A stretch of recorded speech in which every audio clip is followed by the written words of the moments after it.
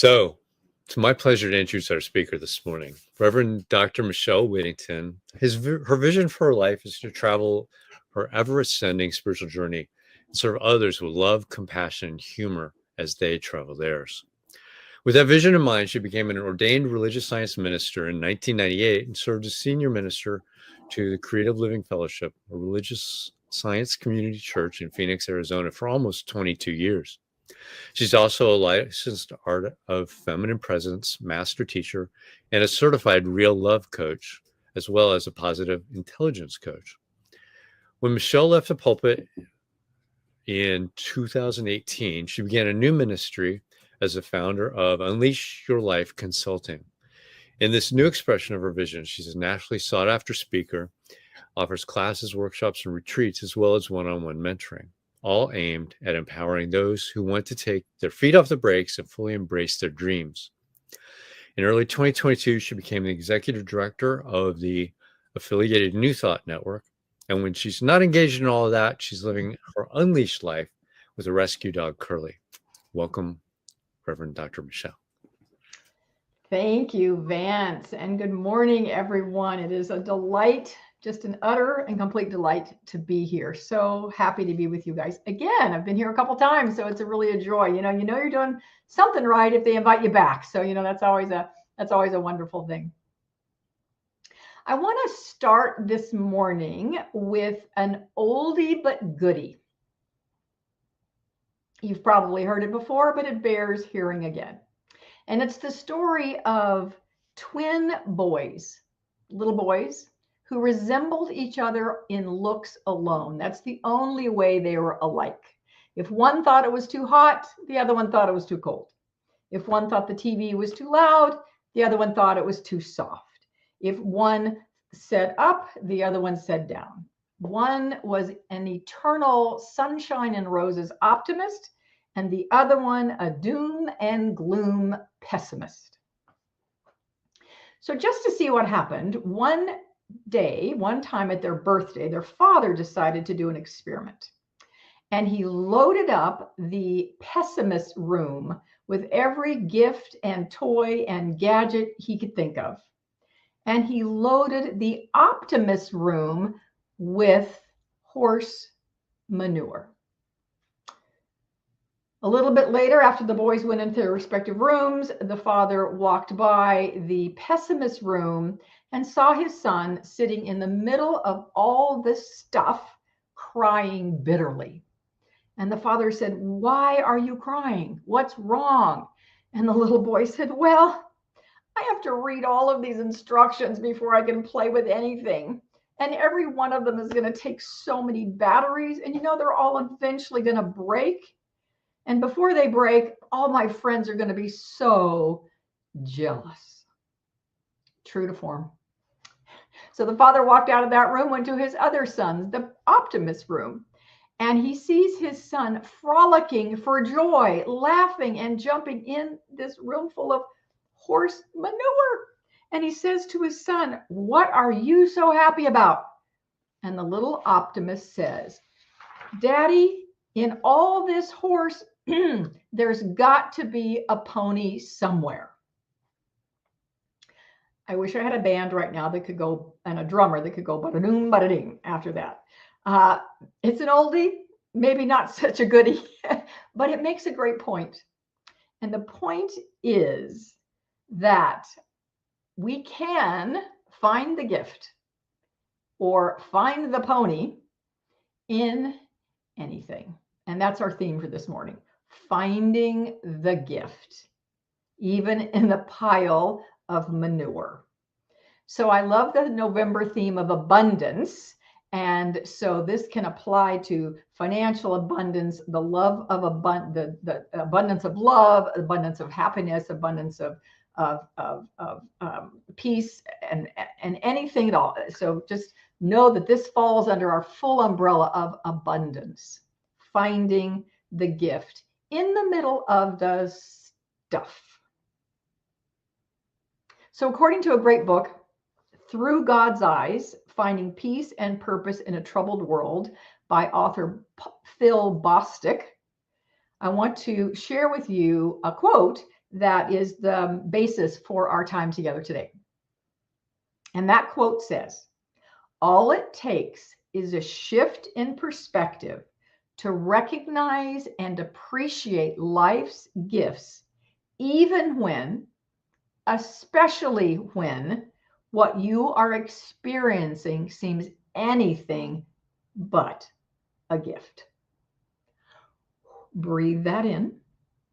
All it takes is a shift in perspective to recognize and appreciate life's gifts, even when, especially when, what you're experiencing seems like anything but a gift.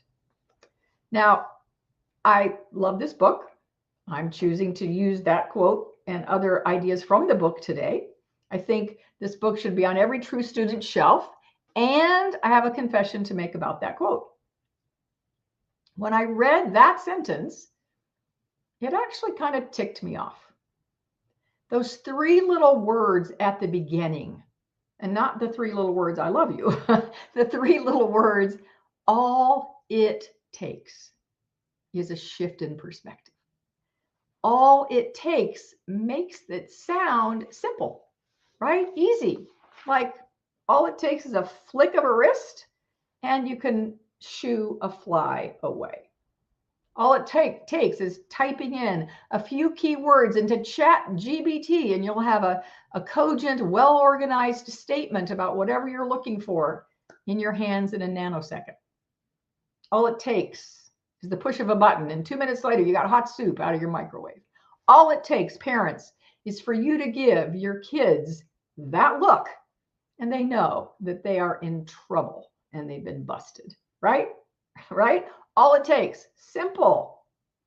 But this one, having a shift in perspective when things are not looking so good, having a shift in perspective and finding the gift, that is not necessarily so easy.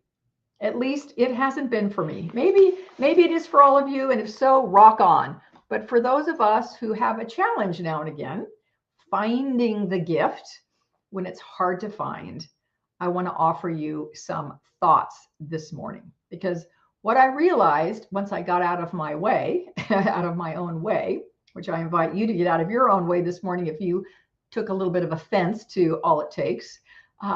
Once I got out of my own way, I realized that that really is a truth statement.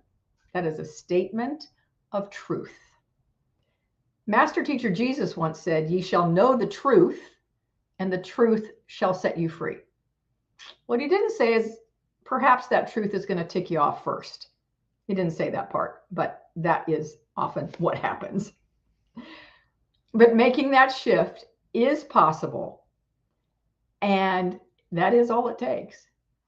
But making that shift is our spiritual work to do. That's our spiritual work to do. So this morning, I want to offer you two ideas that come out of this great book, Through God's Eyes, two ideas for making that deliberate shift in consciousness to be able to find the gift in any situation. Ready? Good.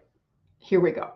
So the first way to make that shift is to develop your symbolic sight.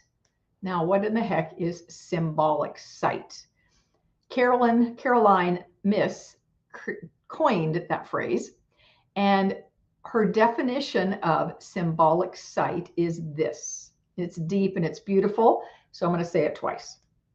It is being willing to probe beneath the surface of the experience to see how it is woven into the tapestry of divine design. Take a breath. I just think that is so exquisitely written, as Caroline Myss can do so well. Here it is again. Symbolic sight means being willing to probe beneath the surface of the experience to see how it is woven into the tapestry of divine design. So Jesus, I mentioned him before, that guy who was pretty smart, he said it another way, same thing. He said, judge not by appearances, but judge by righteous judgment. And I love this quote from Ernest Holmes, founder of Science of Mind, in the Science of Mind textbook. He wrote, this is on page 187, by the way, for those of you who like to look up quotes from the textbook. Many things happen that appear to be destructive. We may pass through good fortune and bad, but if we can come to the point where we are not disturbed by things, and that's in quotes, we have found the secret. If, as Jesus said, judge not according to appearances, but judge righteous judgment.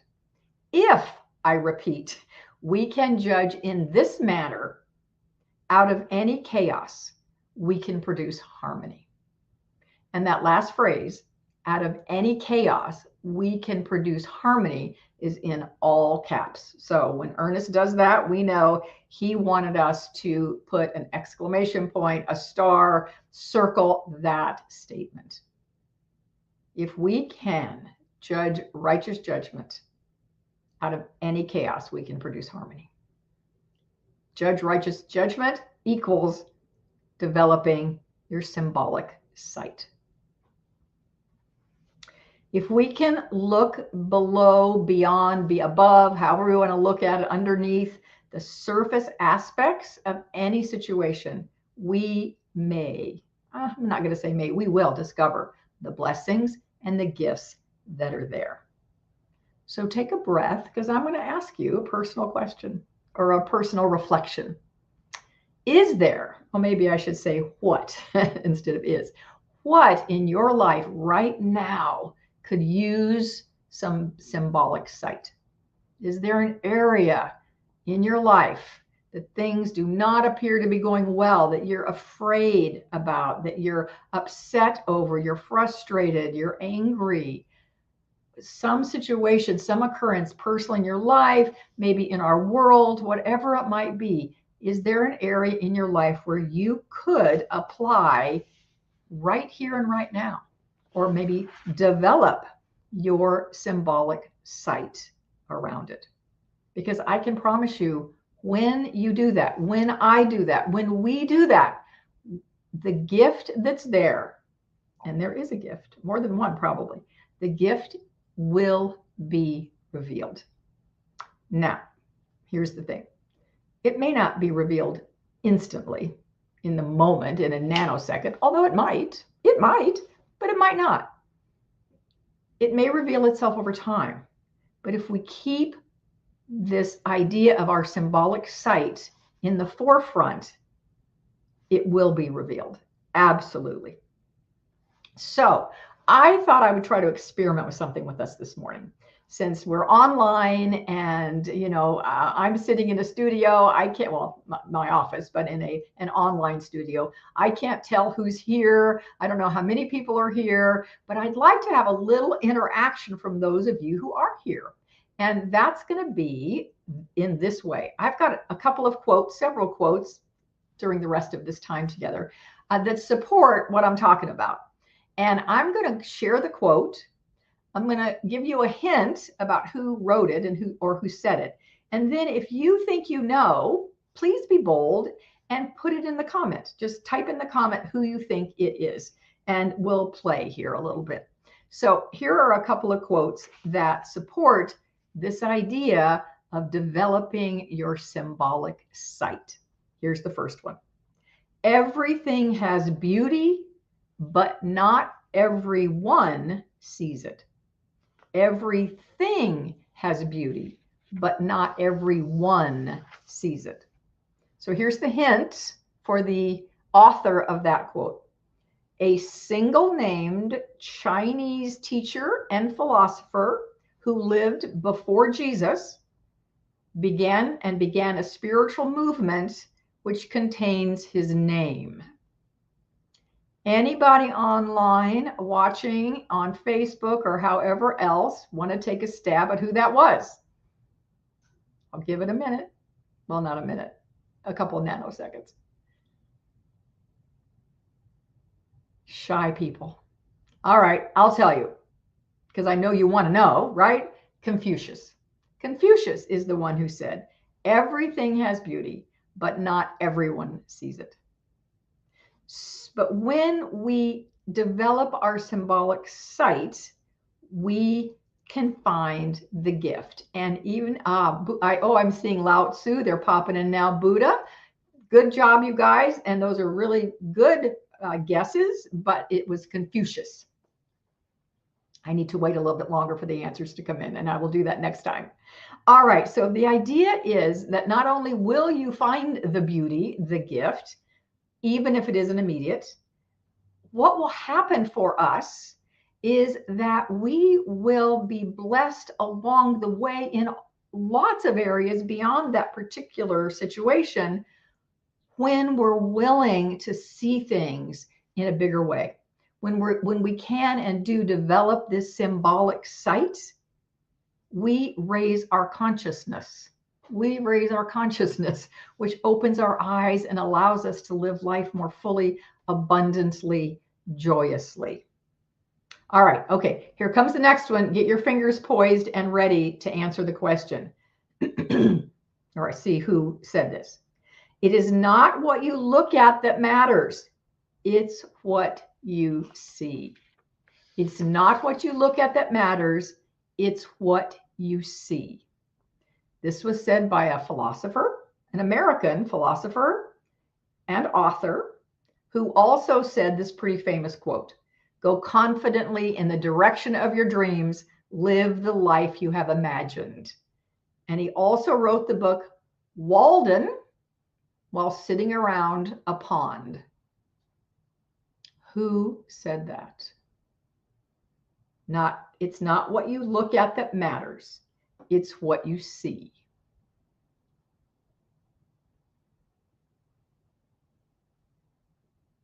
Typing. Yes, excellent, Sylvia. You got it. Big star to you.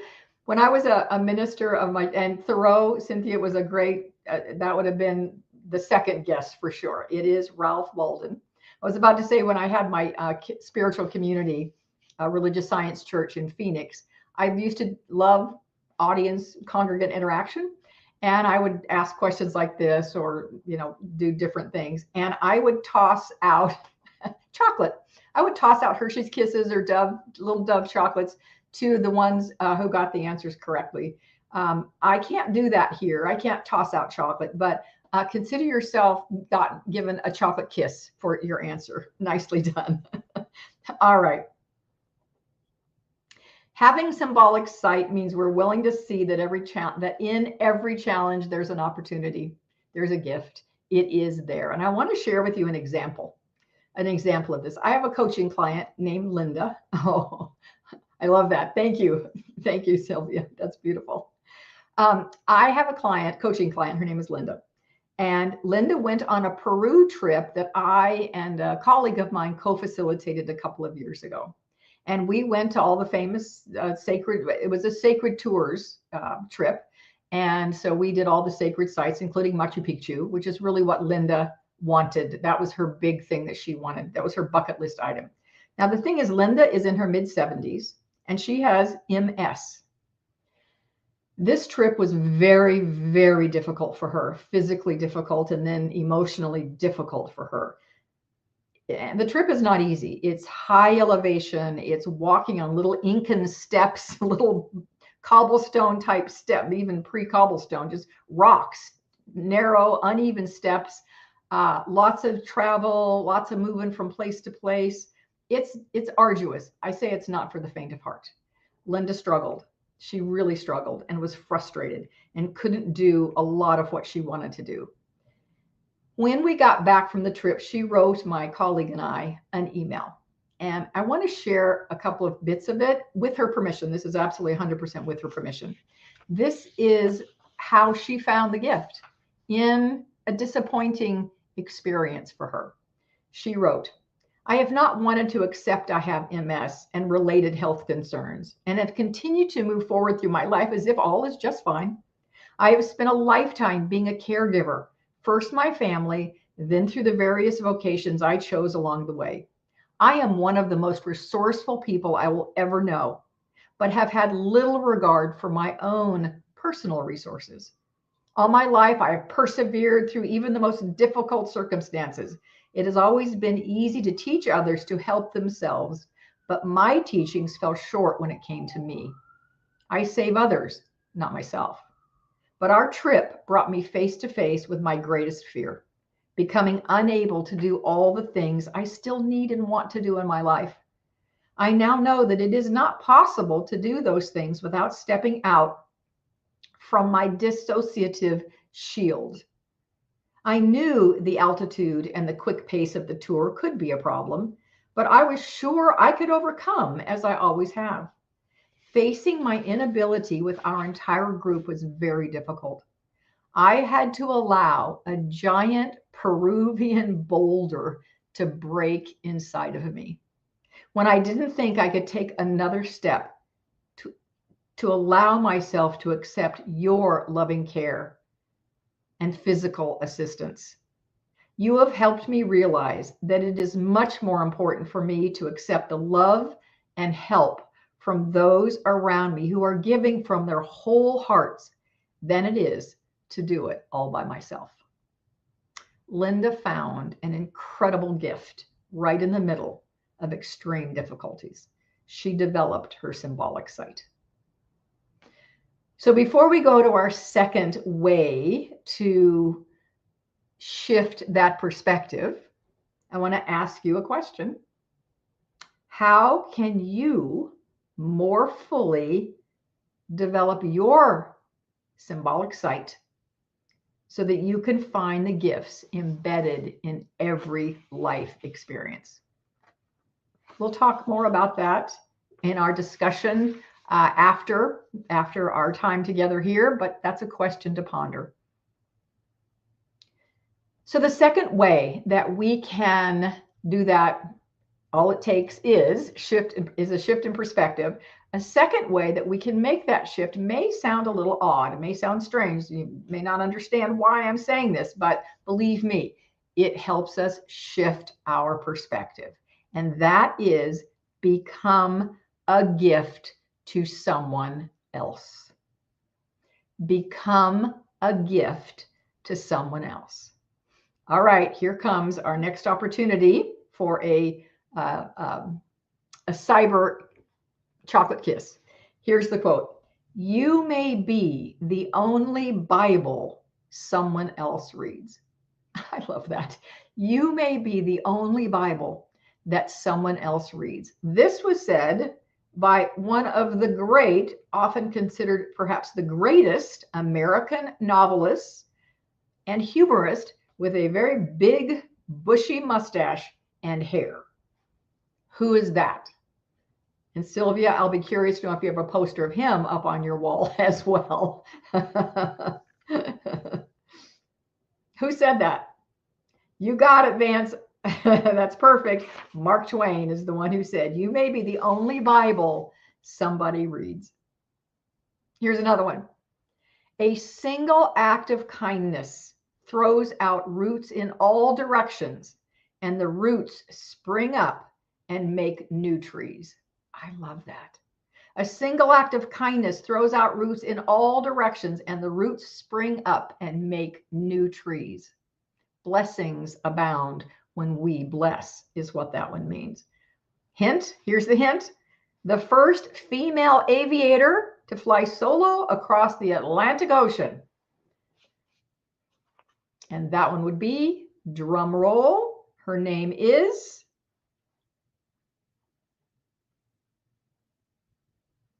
Amelia Earhart is her name. Thank you, Vance, for throwing that one in there. I love it. Okay, I got two more quotes, one more right now and another one in a minute, because the next one suggests why. Why is it that serving others, helping others, being a gift to others, why does that help shift our perspective? What does that do for us? Well, the answer is begun to be found in this quote. It's a little bit longer. Here we go.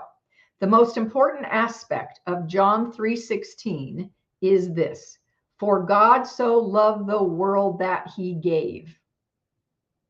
God is the divine givingness of the universe, and you are created in the image and likeness of this divine givingness. Hint, a very famous Unity minister, author of many books, including Spiritual Economics, which many of us have perhaps read in a prosperity class. It's a great prosperity book. Spiritual Economics, the author of which was Eric Butterworth.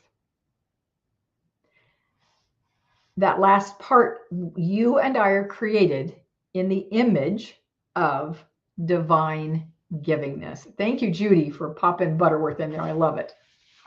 So why is it that being a gift to someone else helps us change our perspective? Because when we're being a gift to someone else, we are expressing our divinity. We are expressing our God nature. And whether the gift that we're sharing is a gift of kindness, or it's a blessing, or it's a helping hand, or it's love or support or money or energy or a smile, whatever it is, we are expressing our divine nature.